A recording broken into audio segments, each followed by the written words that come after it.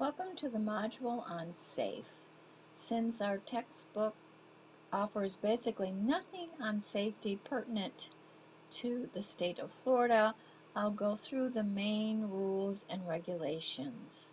Child care is heavily regulated in the state of Florida.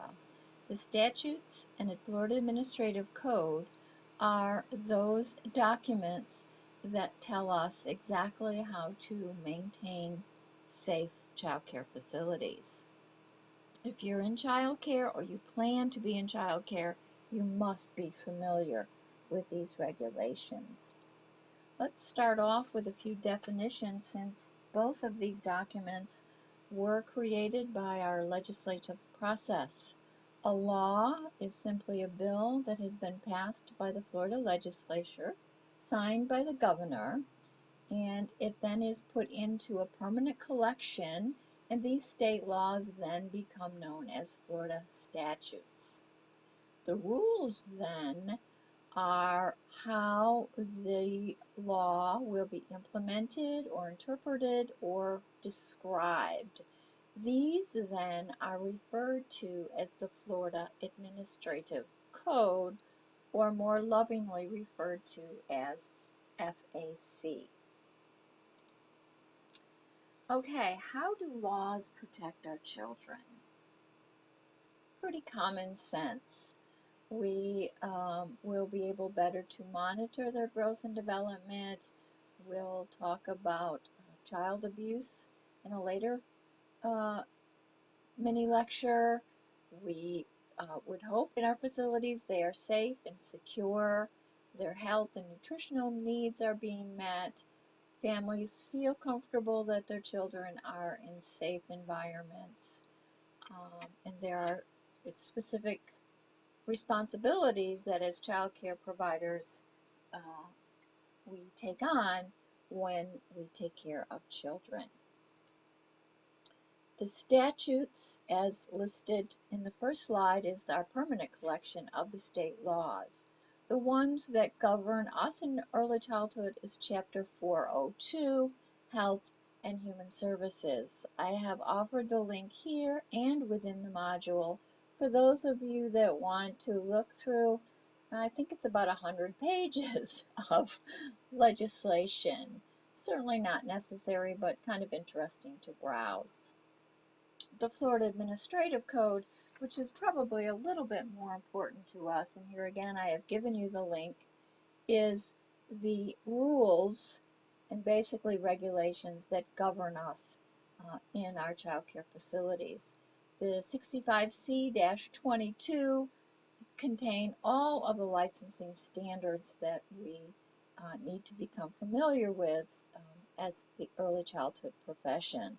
Those of you that already work in child care are probably intimately familiar with 65C-22.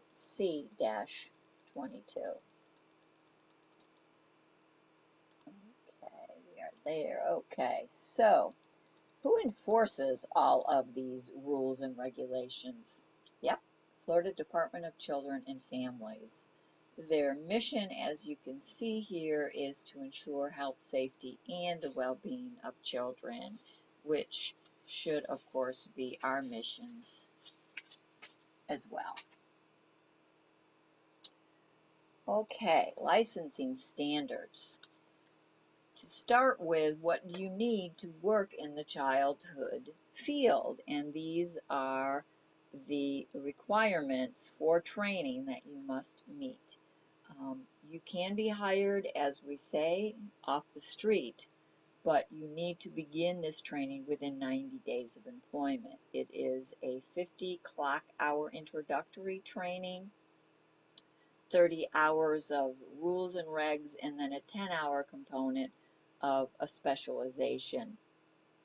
You must finish the training within 1 year, and you have to take a competency exam for each module. The I believe it's 40.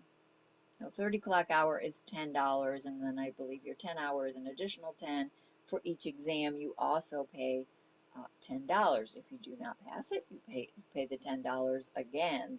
until you do take it, and you do have to pass the company exams. Those of you that are interested in the specific requirements and the training, I have given you the site here to pursue that. Very important in childcare settings are the staff to child ratios. And you can see the younger the child, the fewer children that you take care of. But if any of you have been in an infant room with 4 crying babies, you will agree with me that that sometimes can be too many. And there's definitely great controversy in the age 4 to 5 category. Is 20 children too many? And certainly age 5 and older if 25 children are too many. And those of you that work with this age children might want to share in our virtual lounge how you feel about it, because it is definitely controversial, and it continually does get to the forefront of maybe being changed from time to time. All right, let's take a look at the physical environment. For newer facilities, there has to be 35 square feet of usable floor space, so they do not count the places where your refrigerator is, or the cubbies, or bookshelves. It has to be usable square foot space per child. So if you have 20 children, you multiply 20 by 35, and that shows you how big that your room needs to be. Goes without saying that, of course, things must be kept clean, free from health and safety standards, and an issue sometimes here in South Florida is vermin infestation.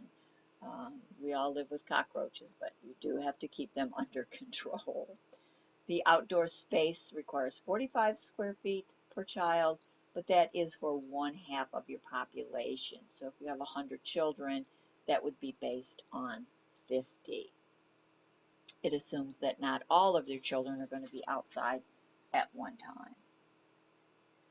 All right, most important of all is hand washing, and more hand washing. I have put the CDC link in the module for those of you that are not familiar with how to properly wash your hands. If you're going to be in childcare, you will have prune-like fingers because you are always washing your hands. The children must have access to safe drinking water, which usually means a drinking fountain, and of course they cannot share toothbrushes, towels, and or washcloths. Bars of soap as well. Most facilities do have the push that you get a little bit of soap. All right, so where does this lead to? It leads to that the assignment for your first project is a child safety plan, that you do have to research and develop a safety plan. You will address why safety is important, why a lot of these procedures, a lot of the regulations, a lot of the rules, why are they necessary? You will then be asked to describe 3 specific areas of safety and why each is important. We haven't covered fire safety, hurricane safety. There are a gazillion different areas of safety. You will give a specific example of an appropriate rule, regulation, protocol, and also an inappropriate one, just so you can tell the difference between what is appropriate and what isn't appropriate in safety. And lastly, I want you to tell me what you learned from this module. Some of you are very aware of safety, and for some of you, a lot of these rules and regulations are brand new. What next? We move on to healthy in our next module, which will encompass a whole new set of constructs and concepts. As usual, if you have any specific questions, post them to the virtual lounge because somebody else probably has the same questions. If you have specific individual concerns, certainly feel free to email me. Thank you.